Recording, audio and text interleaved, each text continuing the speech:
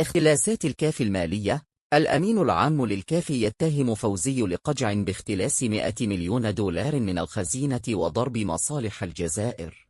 كشف الأمين العام للاتحاد الإفريقي لكرة القدم السيد فيورونا موسيمبو أومابا لوسائل إعلام بريطانية اليوم تفاصيل خطيرة عن قضية اختلاس وفضيحة دخل الكاف الذي تورط فيها المجرم برون لما خدرات فوزي لقجع عونها بها بيدق للنظام لما غربي أغلفة مالية ضخمة من خزين لا اتحاد لفريقي لكرة القدم وأفلس الهيئة مستغل منصبها ونفوذها في الكاف.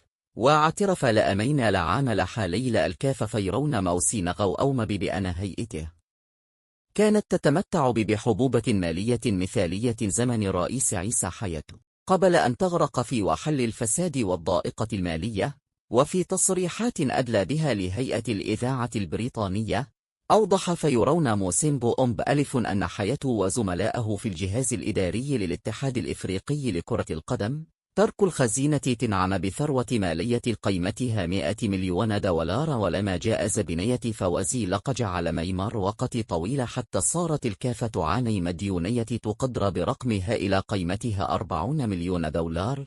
وكان للنظام المغربي ومخابراتها قد استغلوا الجهاز التي نفيذي للكاف لاختطاف وتحويلها إلى هيئة كراويت مغربية والإضرار بالجزائر نظير للتكفل بحياة اجتماعية.